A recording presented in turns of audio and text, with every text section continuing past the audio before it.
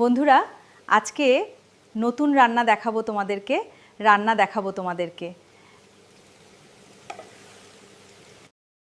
এত গরম পড়েছে যার জন্য ঠান্ডা তরকারি রান্না করতে হয়। আমি আজকে লাউ ঘন্ট করব। দেখো কিভাবে করব। লাউটাকে আমি ঘষে নিয়েছি ঘষনিতে, দেখতেই পাচ্ছ। আমি গরমে বটিতে কুচাতে পারিনি, খোসা ছাড়িয়ে নিয়ে চলে আসলাম ফ্যানের তলায়। এসে আমি ঘষনিতে ঘষে লাউটা আমি কেটে নিচ্ছি, ঘষনিতেই হয়ে যাচ্ছে। দেখো কত সুন্দর হচ্ছে, বটিতে কাটার থেকেও সুন্দরভাবে পড়ছে। তোমরা এইভাবে করে নেবে লাউয়ের ঘন্ট। এখন আর কেউ বটি দিয়ে কাটে না, এখন এইভাবেই করে নেয়।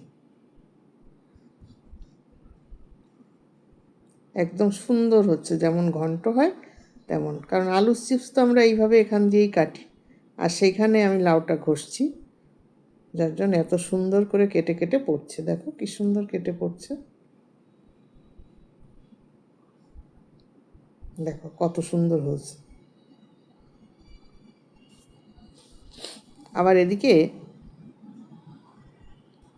কোচানো তো সুন্দর হয়েছেই, মানে মিহি, যে বীজ লাউয়ের যে বুকোটা বলে না, সেটাও কিন্তু ওই দেখো বাদ হয়ে গেছে, দেখতে পাচ্ছ?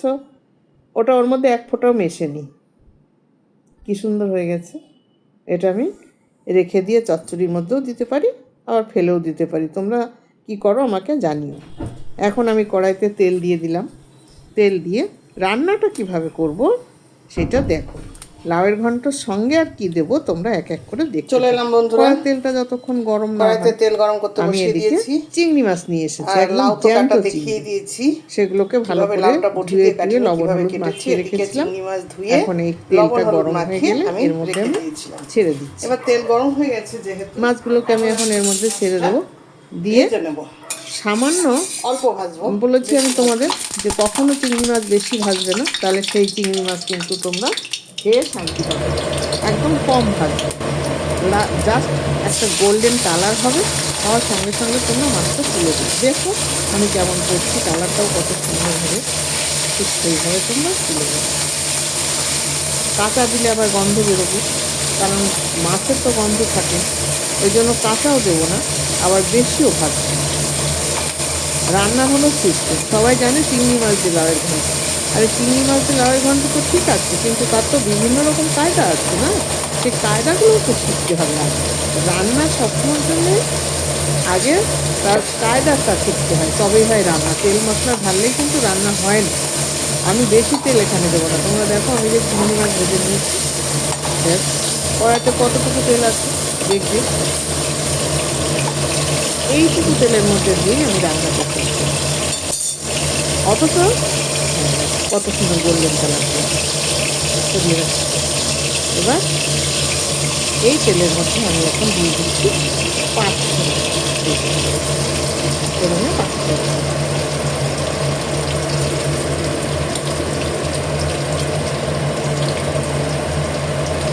লক্ষ্য করেছো তোমরা, তেল কিন্তু আমি আর দিই।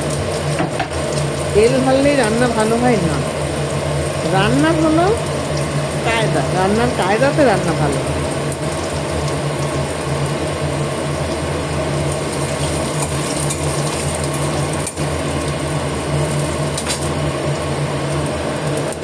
তেলটা পুড়ে গেছে, এবার আমি এই ঘষে রাখা লাউটা দিয়ে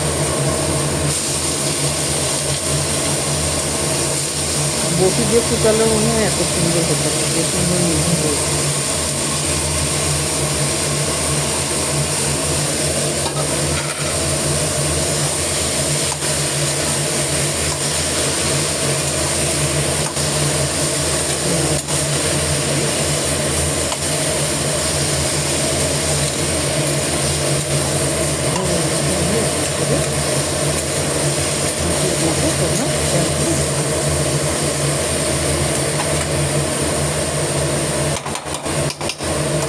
শেখার কিন্তু মানুষের কোনো বয়স না, আর শেখার জন্য ছোটো বড়, বড়োর কাছ থেকেও শেখা যায়, ছোটোর কাছ থেকেও শেখা যায়।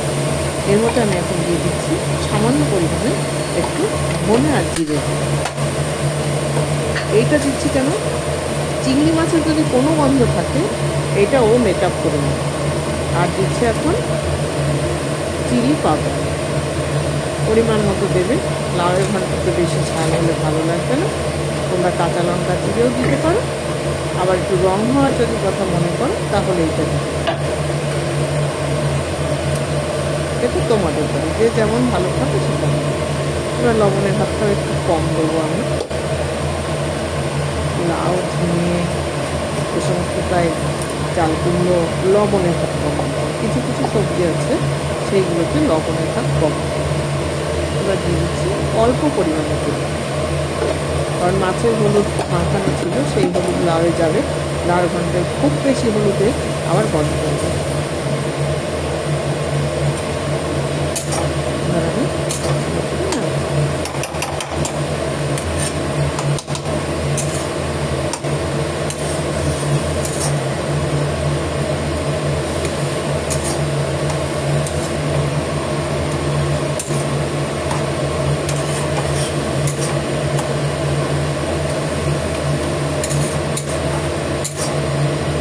তরকারি কিন্তু কাটার কাছেই রান্না। দেখো এত সুন্দর কুচানো হয়েছে, এখনই মনে হচ্ছে অর্ধেক রান্না হয়ে গেছে।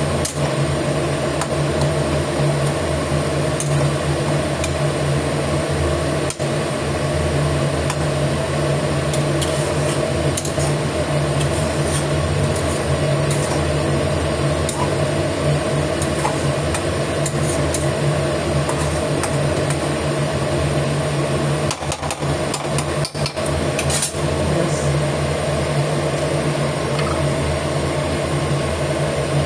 লাউ দিয়ে জল খেতে শুরু করে দিয়েছি, অলরেডি দেখতেই পাচ্ছি সাইড দিয়ে জল বেরোচ্ছে। এখন আমি দিয়ে দিচ্ছি একটু সুগার। আমরা ঘরে চিনি নিয়ে আসি না, আমরা সুগার দিয়ে দিই না, কিন্তু এটা হলো তোমার ডাক্তার না, আমাদের এটা আয়ুর্বেদিক সুগার ফ্রি।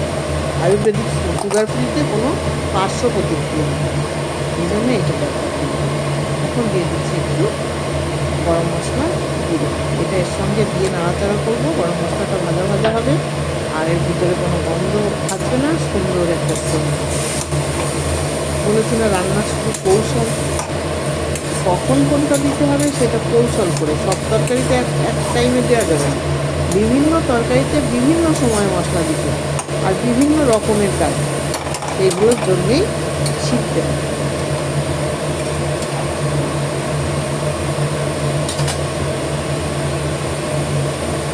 আজকের থেকে রান্না করছি, আমার যখন 15 বছর বয়স তখন থেকে আমি শিখতে করেছি। তার মানে অভিজ্ঞতা অনেক বেশি আছে। 4-5টা লোকের রান্না ওই হাতে করেছি।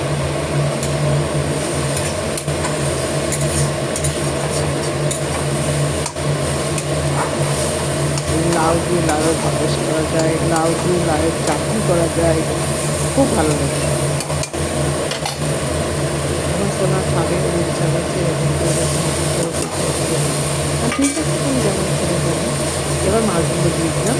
তাহলে মোটামুটি আমার মশলা সবই দেওয়া হয়ে গেছে, বেশি কিছু মশলা না। এখানে হলো শুধু শেষ রান্নার কাজ। এখন নাড়তে হবে খুব ভালো। যত সুন্দর করে নাড়াচাড়া হবে তত খেতে তোমাদের টেস্ট হবে।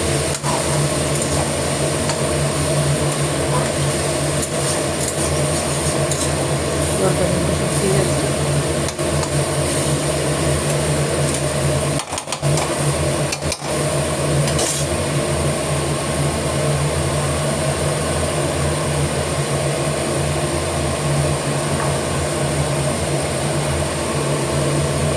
এবার আমি তেল যেহেতু একদমই কম, সেই জন্য একটুখানি সামান্য। যারা ডায়েট করে এই রান্নাটা তাদের জন্য, এবং যারা ডায়েট করে না তাদের জন্য। এমন একটা রান্না করতে হবে যাতে সবাই খেতে পারে।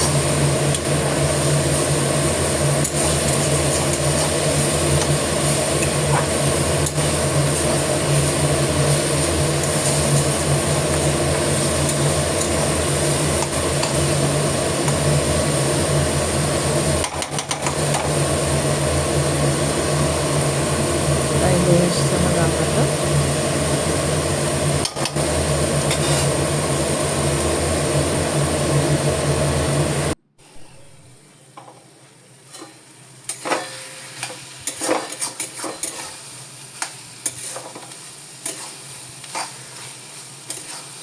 যত নাড়াচাড়া করবে স্বাদটা তত বেশি ভালো হবে।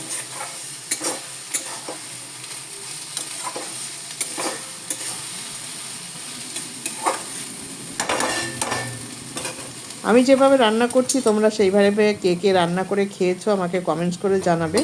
আর যারা করোনি আমার অনুরোধ রইল তোমরা এইভাবে একটু রান্না করে খেয়ে দেখো, বুঝবে যে হ্যাঁ সত্যি এর স্বাদটা একদম অন্য রকমের স্বাদ। হয়ে গেছে, এখন কড়ার গায়ে লেগে লেগে যাচ্ছিল, মানে হয়ে গেছে। এখন আমি তুলে নিলাম, দেখো কত সুন্দর দেখা যাচ্ছে। তাহলে বন্ধুরা আর কি, খেয়ে নাও তাড়াতাড়ি, জিভে জল চলে আসছে নিশ্চয়ই, কার কার জানাবে। ভালো থাকো।